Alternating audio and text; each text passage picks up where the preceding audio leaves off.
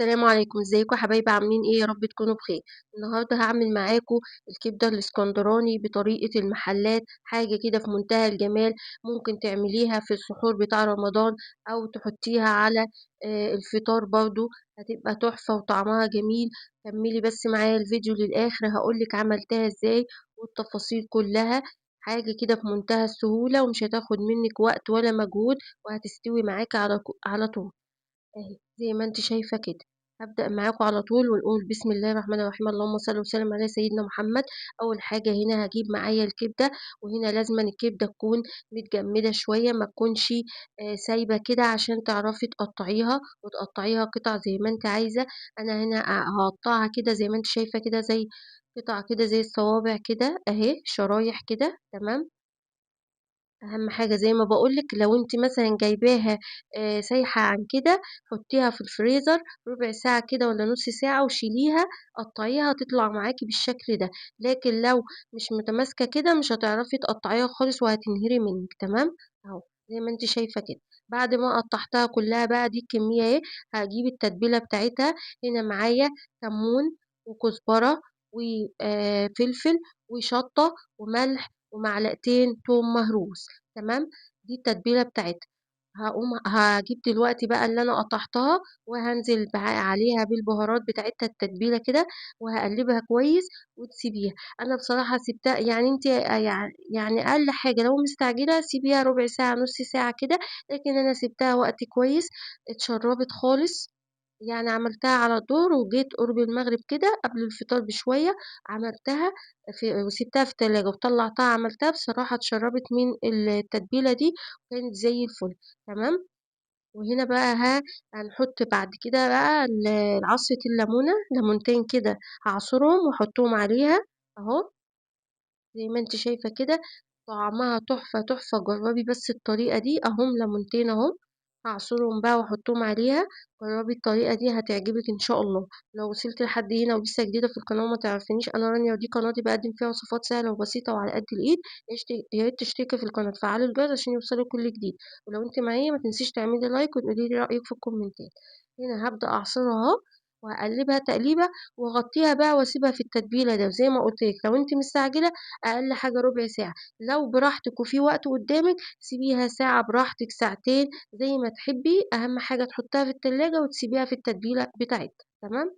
آه، تطلع معاكِ طعمها تحفة وريحتها حاجة كده، يعني مش عايزة أقول لِك بجد، بجد طعمها جميل جدًا. جرّبيها بالطريقة دي إن شاء الله هتعجبِك أهو.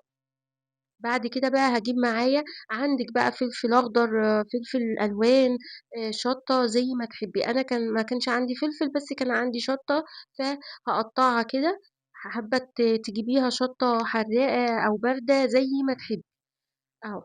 هاقطّعها شرايح كده زي ما أنتِ شايفة كده أهو.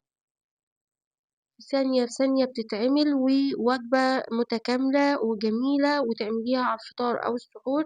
وممكن طبق بطاطس وطبق سلطة، وممكن تعملي جنبها رز. فحاجة كده في منتهى الجمال. جربيها بس بالطريقة دي وهتعجبك إن شاء الله. هابدأ أقطع الشطة معايا كلها كده شرايح رفيعة، ما تخليهاش تخينة عشان ما تبقاش معاكي مش مستوية في الكبدة وكده تمام. بعد ما قطعتها شرايح بقى هركنها على جنب كده، وهجيب طاسة فيها زيت وارفعها على النار لحد ما الزيت يقدح خالص معايا ويسخن قوي اهو، هيسخن قوي. وبعد كده هنزل بالكبدة، يعني اخليها تعمل صدمة كده. عايزة الزيت يبقى سخن قوي عشان ما تنزلش ميتها فيها ولا كده، عايزاها تاخد صدمة على طول أهو. هنا كان الزيت سخن قوي، هبدأ أنزلها كده وهتخليها كلها كده على الصينية في الطاسة. يعني لو الطاسة صغيرة عليها جيبي طاسة واسعة بحيث ان انت تحطيها كلها على الزيت، ما تقعديش تقلبي كل شوية عشان ما تنهريش منك تمام. اهو بنزل بيها كده واوزعها في الطاسة كده اهو. هنا بتبدأ تاخد الصدمة بتاعتها، فبتحتفظ بالمواد السائلة اللي فيها وما بتنزلش في الزيت تمام. بتسيبيها دقيقة كده لحد ما تغيّر لونها كده، وبعدين تبدئي تقلّبي.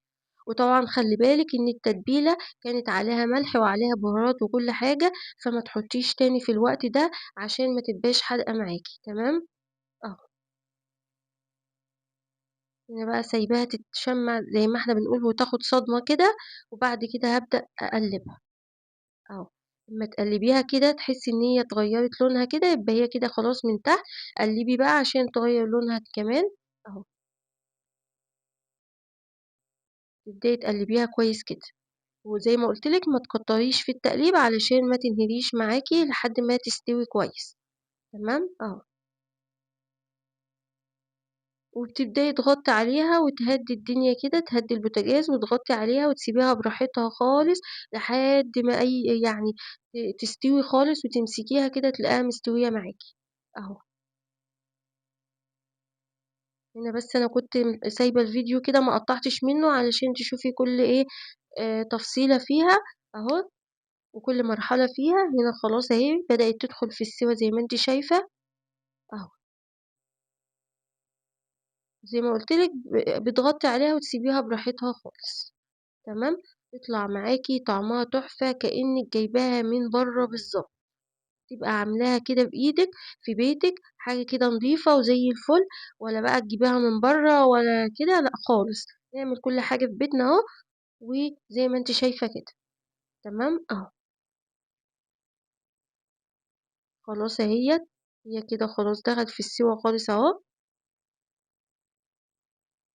بعد كده بقى إيه، أنا بامسكها كده بتطلّعي منها قطعة كده بإيدِك وتشوفيها، لو أنتِ طبعًا قبل الفطار مش هتدوقيها بس أو أنتِ أول ما تمسكيها كده بتتقطع معاكِ على طول بتبقى خلاص كده استوت، تمام، أهو. بس هاورّيكِ برضه تاني التفصيل أهو. كده خلاص استوت. بعد كده بقى هابدأ أنزل بيه الشطة أو الفلفل اللي أنا قطّعتها وأسيبها دقيقتين كده على النار وبعد كده أطفي. ما تطوّليش أوي برضه عشان الشطة إيه، ما تدبلش أوي وتبقى غامقة معاكِ كده تمام؟ أهو.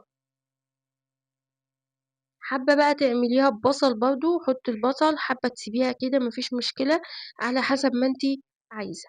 هنا خلاص كانت استوت ورفعتها من على النار أهي، هابدأ بقى أقلبها في الطبق وكده خلاص معايا كده. وبكده خلاص يكون طبق الكبدة كده استوى، وخلاص كده على التقديم، وبألف هنا، جرّبيها إن شاء الله هتعجبِك، هي مستوية خالص وحاجة في منتهى الجمال وزي الفل.